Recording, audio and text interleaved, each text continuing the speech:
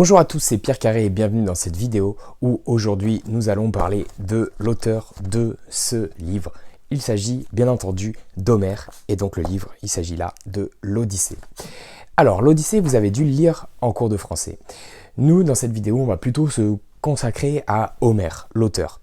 Donc il faut savoir que Homère était un naëd, c'est-à-dire en fait une sorte de conteur qui se baladait de ville en ville, qui voyageait en Asie mineure. Donc vous voyez sur cette carte, un petit peu pour vous situer, il aurait vécu à peu près au 8e siècle avant Jésus-Christ. Alors, pourquoi Homère est si célèbre? Eh bien en fait simplement parce qu'on lui attribue le fait d'avoir écrit en premier les aventures d'Ulysse. Alors les Aèdes, pour vous donner un petit peu le principe du métier, c'était des sortes de troubadours qui se baladaient souvent avec un instrument de musique que vous avez dû voir qui s'appelle le sitar. Donc en fait on les appelait même des citraèdes.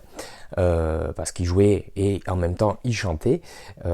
Et l'idée en fait c'est qu'ils se baladaient de ville en ville pour raconter les aventures de certains héros dont Ulysse. Alors il faut savoir qu'à chaque fois qu'ils démarraient un chant, ils en appelaient aux muses, les 7 muses qui sont les déesses inspiratrices de la création, pour essayer de trouver de l'inspiration dans leur chant.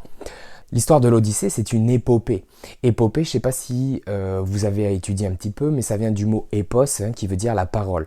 Donc toutes ces histoires-là, en fait, elles sont sous la forme orale à la base. Donc en fait, les Aèdes sont des super génies, parce qu'en fait, ils étaient capables de mémoriser l'ensemble des chants et étaient capables de les ressortir comme ça à la cantonade en chantant. Alors bien sûr, ils s'entraînaient, c'était tous les jours un petit peu les mêmes chants, mais finalement jamais les mêmes, puisque d'une ville à l'autre, ils essayaient d'adapter en fait un petit peu en fonction des personnes qu'ils avaient en face d'eux.